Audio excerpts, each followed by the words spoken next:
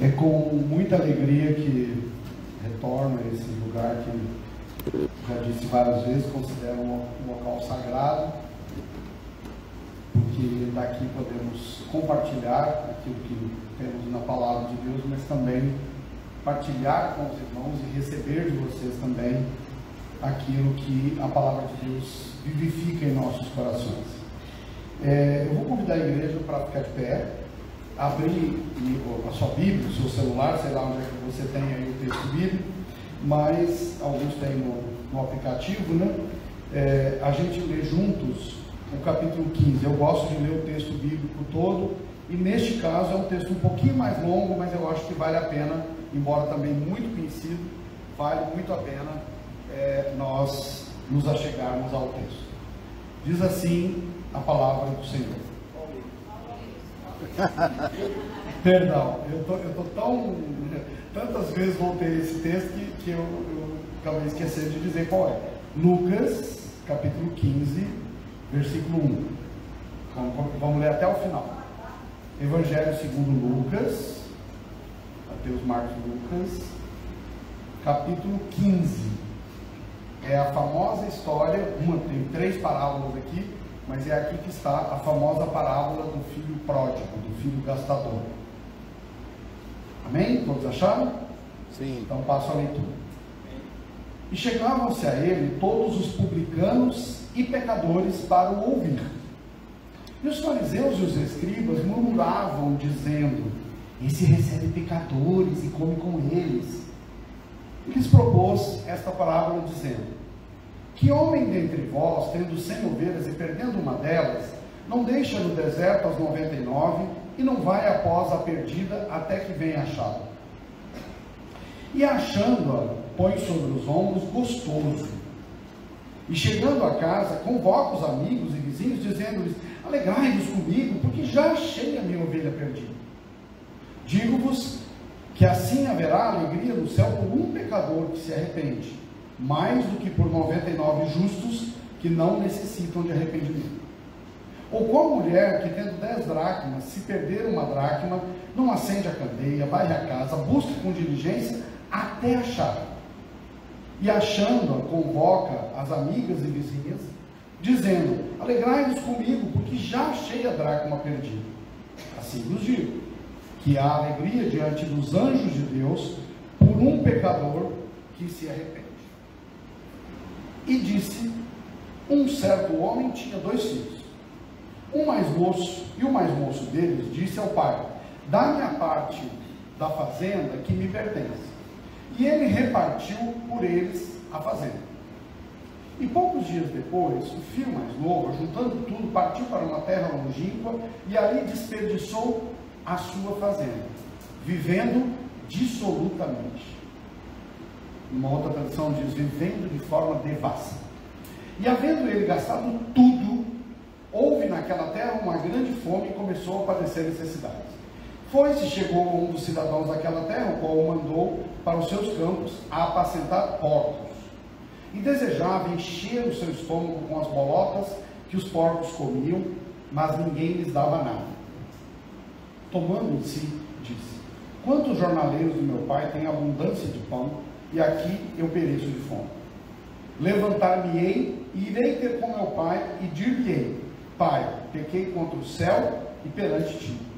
Já não sou digno de ser chamado teu filho. Faz-me como um dos teus jornaleiros. E levantando-se, foi para o seu pai. E quando ele estava longe, viu o seu pai e se moveu de íntima compaixão. E correndo, lançou-se-lhe ao pescoço e o beijou. Uma outra tradução diz: cobriu-lhe de beijos. Mas o pai disse ao servo, e o filho lhe disse: pai, pequei contra o céu e perante ti, já não sou digno de ser chamado teu filho. Mas o pai disse aos seus servos, o pai o interrompe e diz aos servos: trazei depressa o melhor vestido e vesti-lo, pondo-lhe um anel na mão e alparcas nos pés, e trazei o bezerro cevado e matai-o, comamos e alegramos, porque este meu filho estava morto e reviveu, estava perdido e foi achado, e começaram a alegrar-se. O seu filho mais velho estava no campo. Quando veio, chegou perto da casa, ouviu a música e as danças. E chamando um dos servos, perguntou-lhe o que era aquilo. E ele lhe disse: veio teu irmão, e teu pai matou o bezerro cevado, porque o recebeu são e salvo. Mas ele se indignou e não queria entrar. E saindo o pai, instava com ele. Mas, respondendo ele, disse ao pai: eis que te sirvo há tantos anos, sem nunca transgredir o teu mandamento, e nunca me deste um cabrito para alegrar-me com os meus amigos. Vindo, porém, este teu filho, que desperdiçou a tua fazenda, com meretrizes, mataste o bezerro cevado. E ele lhe disse: filho, tu sempre estás comigo, todas as minhas coisas são tuas, mas era justo alegrarmos e folgarmos, porque este teu irmão estava morto e reviveu, tinha se perdido e achou-se. Deus de misericórdia, queremos pedir a tua bênção nesta manhã para refletir sobre tão significativa história, tão significativa palavra que nos fala da ressurreição, que nos fala da compaixão e que nos fala da alegria. Que o Senhor nos ilumine nesta manhã, em nome de Jesus. Amém. Amém. Podemos assentar.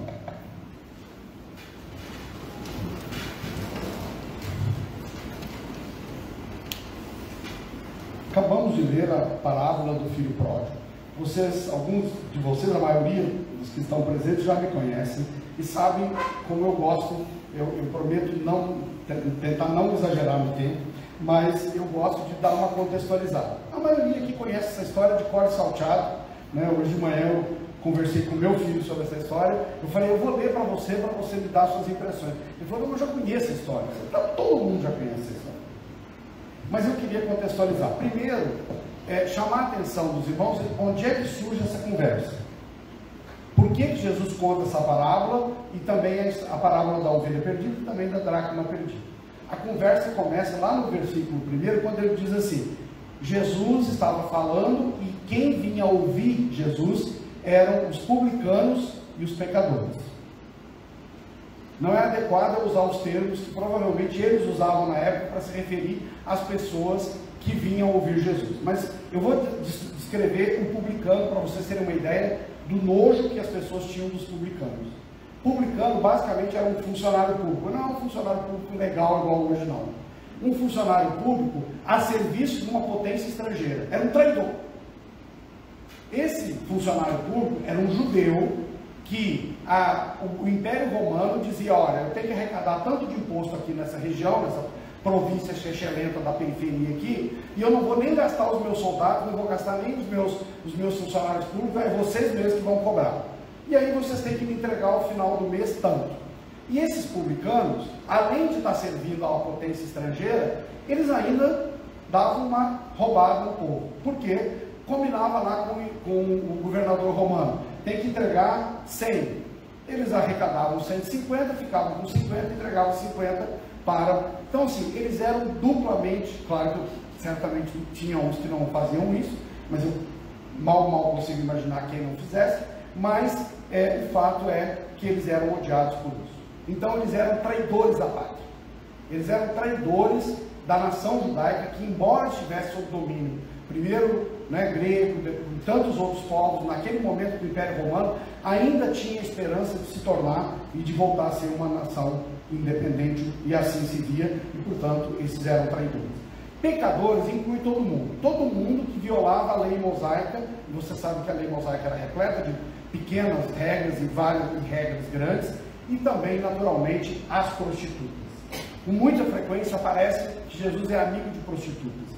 E aí lembrar que é um cenário de pobreza, é um cenário de muita dificuldade, em que muitas mulheres, abandonadas pelos maridos ou não, naquele cenário de opressão, de fato, lhes restava muitas vezes, como uma das poucas oportunidades, a prostituição. Mas ainda se sentiam judias, ainda queriam praticar a religião de Moisés, ainda queriam servir a Yahvé. E esses publicanos, embora tivessem todos esses pecados, ainda queriam pertencer.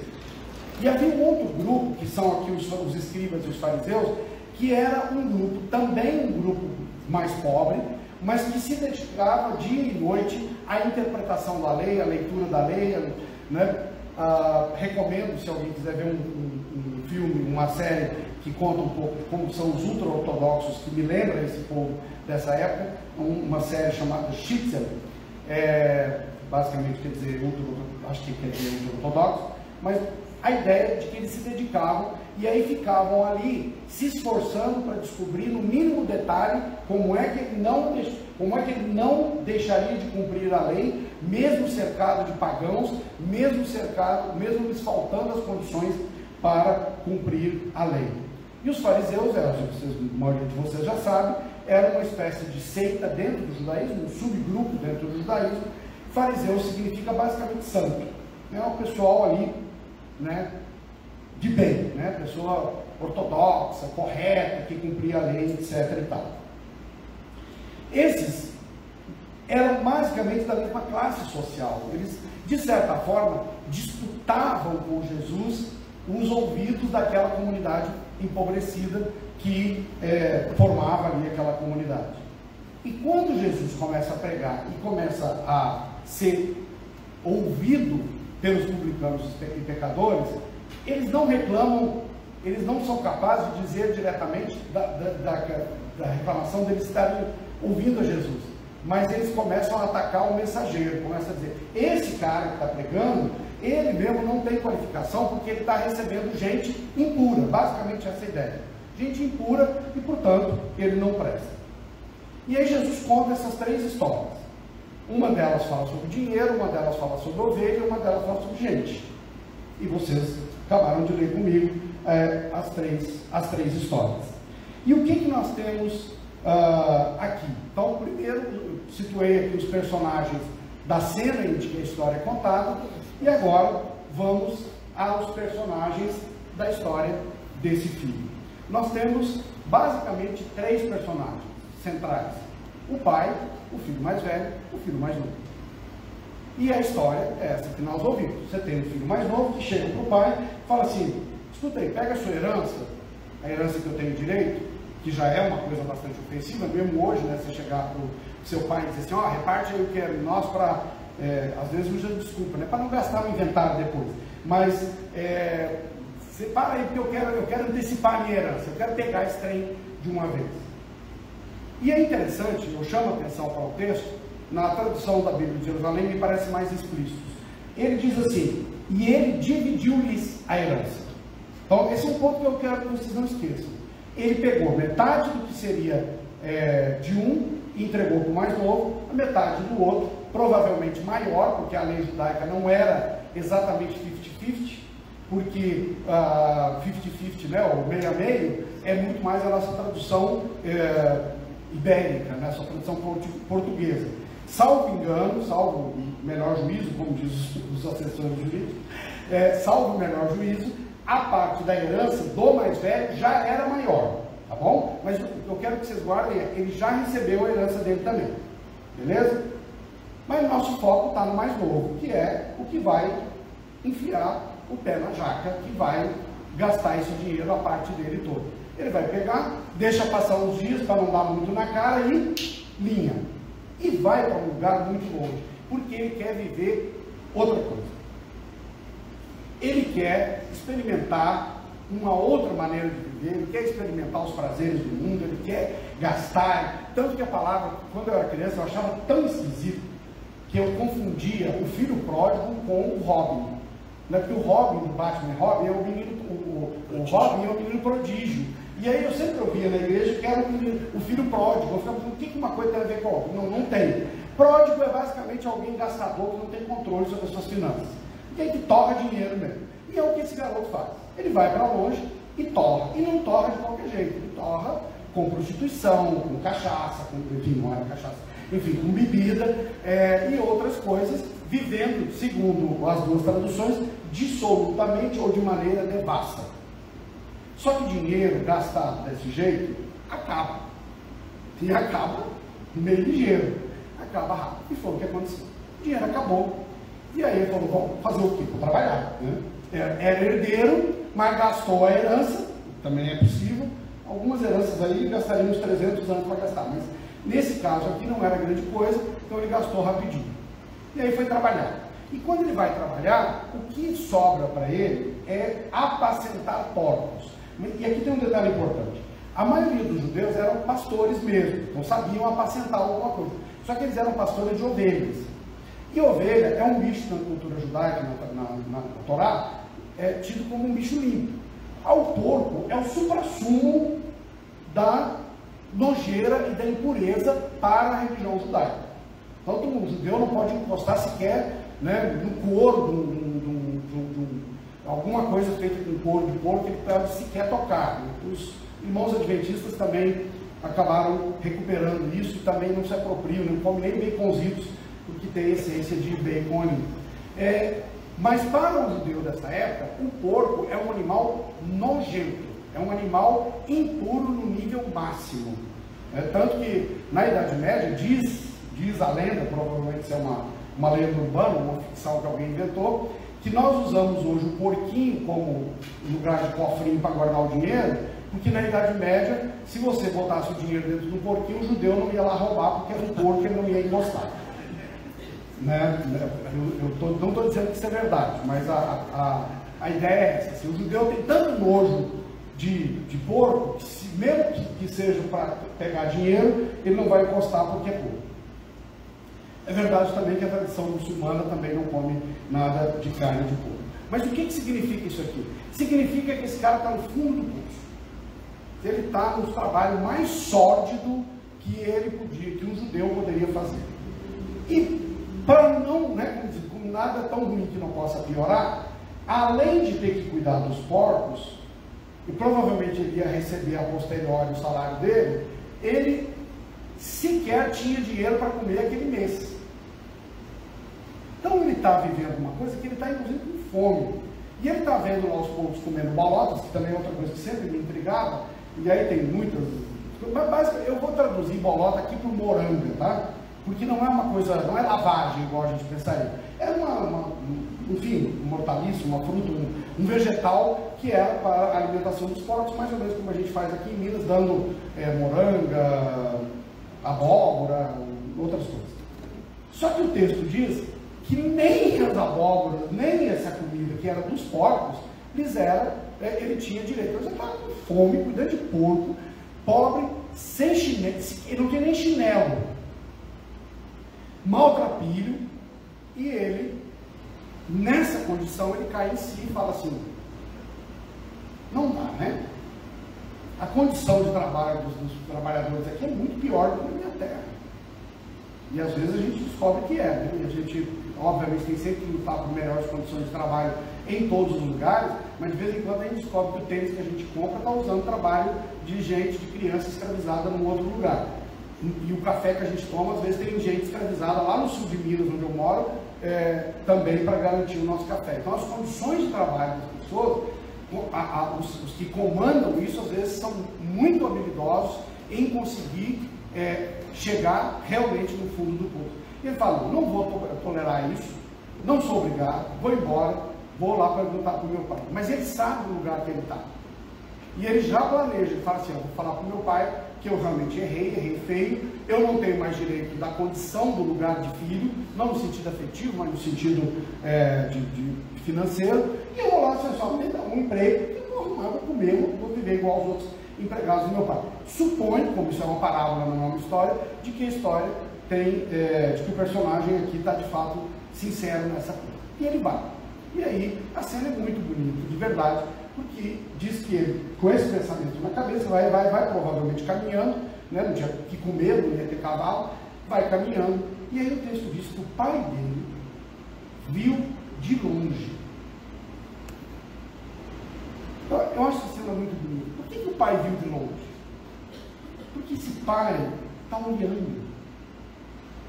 Esse pai está sempre de olho nessa maldita estrada em que o filho só foi.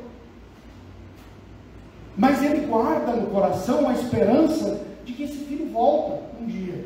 Então é muito provável que fazendo as coisas dele, até sem pensar, toda hora ele dá aquela espichada. E nesse dia, ele vê um mendigo uma pessoa em condição de situação de rua, ele vê uma pessoa maltratada, esculhambada, provavelmente emagrecido, sem chinelo, e ele fala: meu filho. E corre.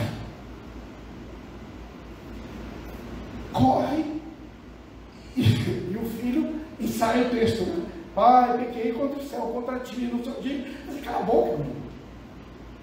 Ele não deixa o menino terminar. Ele fala assim, chama os empregados e fala assim: vem cá, bota uma roupa nesse menino, bota uma sandália, pega lá o nosso bezerro e vão fazer uma festa, porque esse menino está vivo. Ele voltou e começa ali uma festança. O filho mais velho, que aqui nós vamos lembrar, é dono, não é? Não está na mesma condição do irmão, ele é dono, porque ele já tomou posse da herança principal dele. Esse filho mais velho estava no campo, naturalmente cuidando dos negócios. Quando ele chega de longe, ele vê aquela festança. E aí eu acho muito interessante que ele não sabe o motivo ainda, mas ele já fica bravo.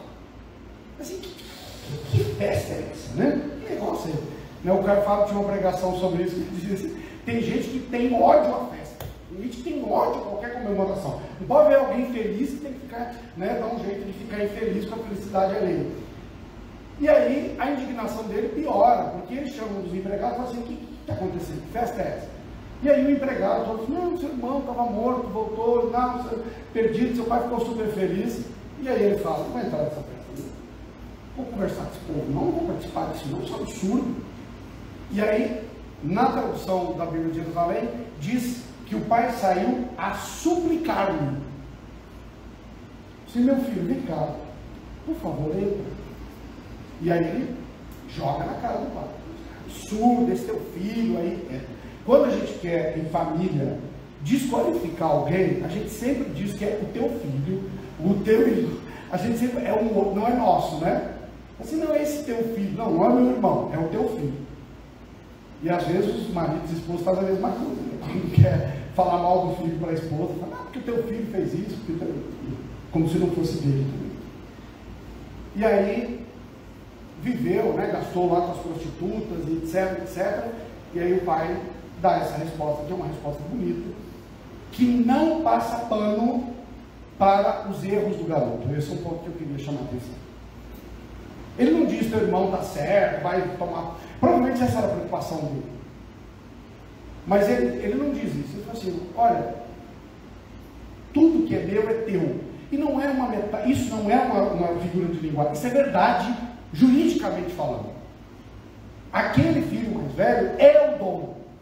Quando o pai diz: o que é meu é teu, é isso mesmo, é dele aquilo ali. Mas ele reclama de um cabrito. É muito interessante, quando a gente está com raiva, a gente para de olhar para o contexto todo e reclama daquilo que é picuinha. Ah, porque eu sou um filho obediente, etc e tal, tu nunca deu nem um cabrito, o cara vem seguro. Ele não deu o cabrito, ele não deu o bezerro para o filho. Ele fez a festa é dele, a festa é do pai. É para o filho, mas é do pai. É por causa do filho, mas é do pai. E aí ele insiste, né?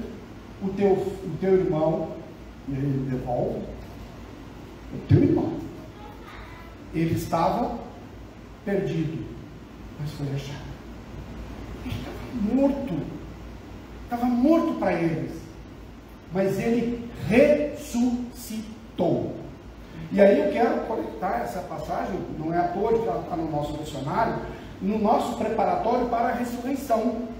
A pergunta que a gente, talvez, uma das perguntas que a gente tem que se fazer é: quão felizes nós somos capazes de ficar com a ressurreição do outro? Quando a vida chega para o outro, quando a vida vem para a outra pessoa que talvez nós achamos que não merece. A capacidade de ter a empatia e alegrar-se pelo outro. E aí eu quero chamar a atenção que nós temos aqui 3 tipos de pessoas. Nós temos um tipo de pessoa que precisa de ressurreição e precisa de misericórdia. Nós temos uma pessoa que está disposta a trabalhar e contribuir para a ressurreição, que que é capaz da misericórdia, que é o Pai. E nós temos uma pessoa que precisa aprender a se alegrar com a ressurreição, com a misericórdia. E eu quero, com as devidas desculpas aos especialistas em psicanálise e psicologia,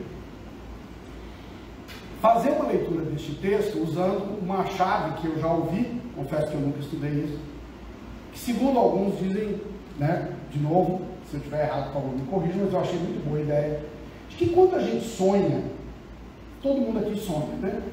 Quando você sonha, muitas vezes o seu sonho tem muitos personagens. O meu filho mais velho, os sonhos dele são dar um roteiro para filme de Hollywood. Tem um monte de personagens, tem uma série de coisas. Eu sonho de maneira muito simples, mas, em geral, o meu sonho tem 2 ou 3 personagens. Alguém que persegue, alguém que é perseguido, alguém que faz, alguém que deixa de fazer, alguém que... Enfim, tem mais de um personagem. Segundo, ouvi, todos os personagens do seu sonho são você. Não tem, até porque faz um certo sentido, quem está produzindo o sonho é você. Então não tem outro no seu sonho, só tem você. Então todos os personagens que estão dentro do seu sonho, obviamente, são versões de você mesmo. São pi versions, né? São versões de você mesmo. E eu quero chamar a nossa reflexão para nós nos colocarmos como todos esses personagens. Que nós nos coloquemos no lugar de todos eles. E aí, quero convidar vocês, quero convidar cada um que está nos ouvindo, a pensar que você e eu, naturalmente, somos a pessoa que precisa de misericórdia. Nós somos o filho pródigo. Nós somos a pessoa que toma decisões ruins. E o texto não nega isso. Foi muito legal conversar com o João de manhã sobre isso, porque ele falou, olha, me parece que essa história está todo mundo considerando o mais velho vilão e o mais novo bonzinho, e aí ao reler o texto, eu falei assim, não, o texto não diz que o mais novo é o bonzinho. Ele é um cara que pisou na bola. Ele é um cara cujas decisões causaram dor a ele mesmo e aos outros. A decisão dele de chutar e correr para o mundo e se afastar da família, trouxe dor para ele mesmo, porque depois deu errado, mas no primeiro momento para ele só deu bom. Mas a dor do pai tem a ver com a decisão dele. O fato dele sequer mandar notícia é uma decisão dele. Então ele é causador sim de sofrimento. Ele causou sofrimento para o pai, ele causou raiva para o irmão também. Ele causou raiva e dor para as outras pessoas. E ele causou a sua própria angústia, a sua própria amargura. Como muitas vezes nós fazemos. Decisões equivocadas ou decisões deliberadas, aquilo que a Escritura chama de pecado, muitas vezes a gente pode pensar nela como aquilo que causa sofrimento para o outro e para nós mesmos. Coisas que a gente sabe, não coisas que a gente precisa fazer por necessidade, que às vezes causam sofrimento, causam dor, né?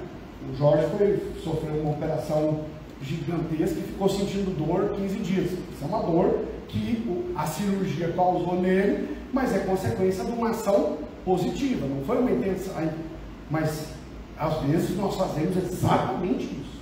No momento da raiva, no momento da irreflexão, no momento da leviandade, nós tomamos decisões que vão causar dor para os outros e para nós mesmos de maneira muito dura. E isso, gente, diz a Escritura, pecado gera morte. Pecado gera a morte no sentido social, no sentido espiritual, no sentido psicológico, causa morte para o outro e causa morte para nós mesmos. O texto bíblico é muito simples, ele diz, o salário do pecado é a morte. E por mais que às vezes a gente faz isso só conectando com a história de Jesus e diz assim, não, Jesus morreu por nós, então está resolvido. Não, o pecado continua causando morte. E isso não é pouca coisa. Esse filho precisou cair em si e de fato arrepender-se. E eu acrescentaria mais, assumir a responsabilidade do erro que cometeu. diz, eu não tenho mais direito de ser filho, eu não tenho mais direito a esse lugar social, quando ele diz, eu topo ser apenas um empregado do meu pai, ele está, e é claro que, como eu disse, é uma parábola, portanto o personagem não existe realmente, né? Então, óbvio que não dá para a gente ficar extrapolando demais para descobrir a sinceridade dele, mas a gente vai assumir que sim. Ele está dizendo, ele está assumindo a responsabilidade de dizer, bom, eu fiz esse erro, eu cometi esse pecado contra o céu, contra o meu pai, eu machuquei as pessoas, e a consequência é essa, então eu assumo a responsabilidade. Mais do que simplesmente, e aí me incomoda muito um certo discurso evangélico hoje, de que as pessoas aprontam barbaridades, e aí de repente falam, não, fui para a igreja, né, tá zerado aí o meu currículo, deu reset no meu sistema, agora eu sou um anjinho. Não, tem responsabilidade sobre as coisas. Por mais que nós nos arrependamos. E esse personagem que precisa de arrependimento, que precisa de ressurreição, é alguém que nos ensina, que nos mostra que é preciso assumir a responsabilidade pelos nossos pecados. Vou usar a palavra pelos nossos erros. E fazer aquilo, e assumir a consequência, e assumir as ações para mitigar que seja, ou pelo menos sinalizar que nós aceitamos a responsabilidade. E aqui eu quero distinguir entre culpa e responsabilidade. Não é ficar se chicoteando o resto da vida, mas é assumir a responsabilidade daquilo que nós erramos. Esse é o primeiro personagem. E esse é o personagem que somos nós. Porque todos nós, meus irmãos e minhas irmãs, cometemos pecados e erros que causam dano, que causam morte a nós mesmos e aos próximos. E aí, a nossa preparação para a Páscoa, a nossa própria ressurreição, implica em olhar para nós mesmos, cair em nós mesmos, cair em si, como o rapaz caiu, e pensar, vou assumir a responsabilidade e vou tomar as ações necessárias para reverter, ou pelo menos mitigar isso. Somos todos pessoas que precisam de misericórdia. Segundo personagem é o pai. E eu fiquei em dúvida se eu botava ele no fim, talvez eu volte a ele no fim para melhor. Mas o pai aqui tem muito a ver com Jesus nessa história. Porque Jesus está fazendo, lembra que ele está contando isso para brigar com os fariseus. Ele está dizendo, vocês são incapazes de reconhecer a alegria que é recuperar alguém que precisa de misericórdia, que precisa de amor, que precisa de ressurreição. Então, o pai nessa história é um bom exemplo, um exemplo muito importante daquelas pessoas que também devemos ser nós, que são capazes de agir com misericórdia. Jesus está agindo com misericórdia na medida que quando ele está falando sobre o reino de Deus, sobre a lei de Moisés, sobre os profetas, e começa a chegar aquela gentalha, né? Lembrei do Kiko aqui, né? do Chaves, né? Começa a chegar aquela gentalha, aquelas prostitutas, aqueles publicanos, aqueles pecadores lá. Jesus não vira para eles e fala assim, sai daqui, isso aqui não é para vocês não. Corre. A igreja, meus queridos, a igreja de Cristo ao longo dos séculos, tem feito isso, mas tanto, e é tão primordial que Tiago tem que dizer, pelo amor de Deus, vocês não vão parar de fazer isso? Vocês não vão parar de enxotar a pessoa que precisa quando chega na igreja? Vocês não vão parar de ficar bajulando os ricos e poderosos que vocês acham que são os certinhos, mas que são os mesmos que condenam vocês e que prejudicam vocês? Vocês não são capazes de enxergar isso? Para citar o reverendo Wesley que falou sobre isso na sua última mensagem, vocês esquecem que eu quero misericórdia, eu não quero sacrifício. Até porque na minha visão de sociólogo, sacrifício é sempre uma coisa meio de troca. Sabe aquela magia? Troca equivalente, tipo Full Metal Alchemist, assim? Um negócio que você pega uma coisa que você está doando, você está sacrificando para receber outra em troca. Fala-se muito isso com dinheiro, né? Não, se você der o dízimo, Deus vai te dar 10 vezes mais. Então você vira uma pirâmide, um negócio desse. Se você fizer certinho, você vai ficar podre de rico, como se todo mundo pudesse ficar podre de rico. E a consequência inversa é de que talvez o Elon Musk seja a pessoa mais virtuosa e mais piedosa do mundo, porque ele é uma das pessoas mais ricas do mundo. Não é sacrifício, não é magia nesse sentido, é misericórdia. Misericórdia é algo que a gente dá, que é para ajudar o outro, que é para fazer diferença na vida do outro, que é para acolher o outro, mas que talvez não vai te trazer nenhuma consequência positiva. Eu assisti ontem com muita emoção um filme belíssimo com a Fernanda Montenegro, como eu queria chegar na idade dela, trabalhando com a qualidade que ela mostra nesse filme. 90 e tantos anos, belíssima atuação, num filme de uma pessoa chamada Vitória, que parece que morreu agora no início desse ano, e que fez aquilo que ela achava certo, e que não teve nenhuma consequência positiva. A recompensa dela foi ter que fugir de casa, entrar num programa de proteção a testemunhas e sumir no mundo, e só as pessoas só saberem da existência dela depois de morte. Ela só perdeu, quase perdeu a vida, quase perdeu tudo, porque, então, muitas vezes, agir com misericórdia, agir com aquilo que é para construir o reino de Deus, não vai, como dizem alguns, trazer benefício financeiro. Se antigamente, o reverendo Jorge falava aqui da Idade Média, as pessoas queriam comprar um terreno no céu com as indulgências, hoje as pessoas querem comprar sua prosperidade com as indulgências. Agir com misericórdia não quer dizer que você vai ser devidamente recompensado, a não ser no próprio exercício da misericórdia, que é ver o outro ressuscitando. Essa é a grande alegria de Jesus. Vai dizer, o céu inteiro fica feliz. E por último, para fechar, nós precisamos aprender, e somos nós também esse personagem, aqueles que precisam aprender a ficar felizes quando a misericórdia atinge alguém. Nós precisamos sair da lógica, vou usar aqui contábil, com todo respeito às contadoras e contadores, da lógica contábil de que se alguém cometeu um erro, ele tem que ser punido por toda a eternidade. Eu tenho que sair dessa lógica de ser capaz de olhar para alguém que talvez não tenha feito as coisas tão corretamente quanto eu, alguém que talvez não tenha agido tão corretamente, mas que na sua necessidade foi atingido e foi recuperado.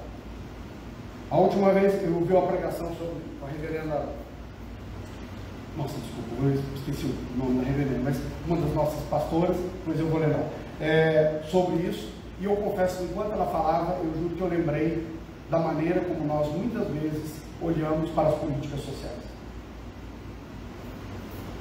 E é coisa de irmão. Eu me ralo, eu trabalho, eu economizo e tal, e aí eu vejo que aquele meu vizinho que bebe, que não sei o que e tal, de repente está recebendo um Bolsa Família, de repente está recebendo Minha Casa Minha Vida, e eu. A capacidade de nós nos alegrarmos com aquilo que traz vida para o outro, e que talvez não seja de fato uma lógica de justiça, não seja uma lógica de equilíbrio perfeito, mas que está focado na vida, na ressurreição.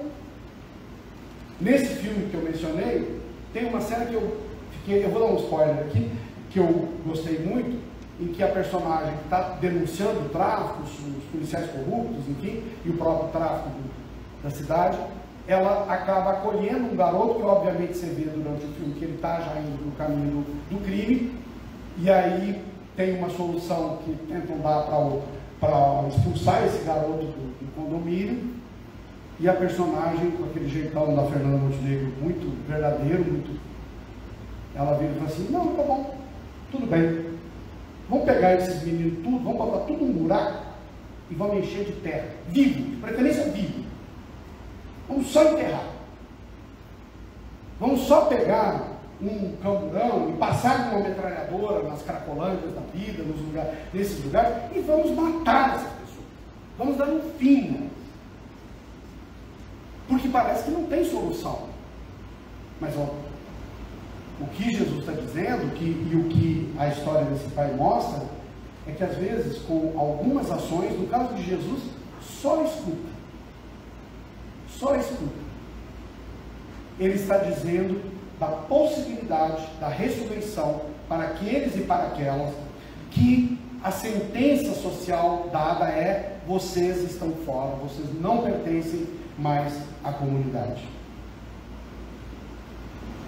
Concluo retomando esses três, mas enfatizando que, como igreja, nosso papel é ter uma ação intencional, uma ação objetiva, uma ação proativa na busca e na acolhida daquelas pessoas que precisam de perdão, que precisam de misericórdia, que precisam de ressurreição.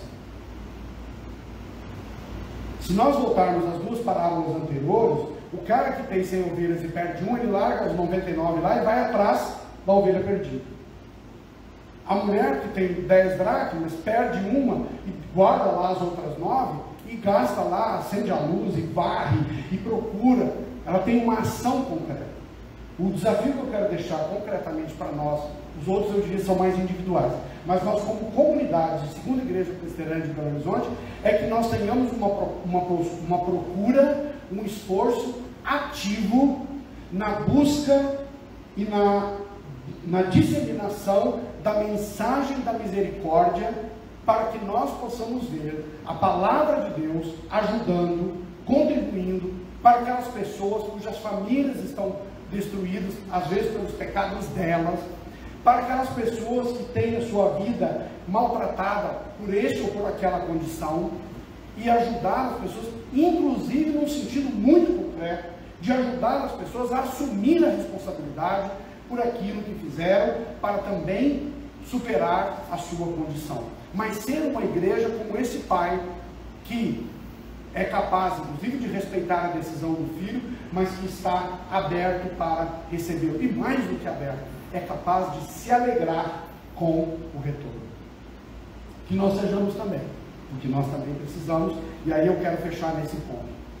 A gente sempre lê a história do filho pródigo, assumindo que aquilo que o rapaz está dizendo é verdadeiro. Nunca desobedeci uma ordem tua. Os fariseus se diziam puros. O que Jesus faz o tempo inteiro com os fariseus é dizer: vocês são hipócritas. João vai nos dizer: aquele que diz que não tem pecado é um mentiroso. É alguém que está mentindo. Porque é da nossa condição humana a possibilidade e muitas vezes a escolha do erro. E nós podemos escolher permanecer nele, ou nós podemos escolher lutar contra ele. Nós podemos assumir a responsabilidade e tentar agir para fazer algo diferente. Nós precisamos individualmente, meus amados irmãos, eu, em primeiro lugar, precisamos olhar para nós mesmos e pensar em que nós estamos maltratando, produzindo morte na vida das pessoas, e também nos arrependemos. Nós precisamos aprender a agir com misericórdia e, finalmente, fazer festa pela misericórdia, fazer festa pela ressurreição. Que o Senhor nos abençoe, que o Senhor nos ilumine, que o Senhor, então, tenha misericórdia de nós, para que nós possamos, em qualquer que seja o papel que estejamos neste momento, possamos ser tocados pela vida, sermos tocados pela ressurreição e sermos agentes do encontro. Que o Senhor nos abençoe.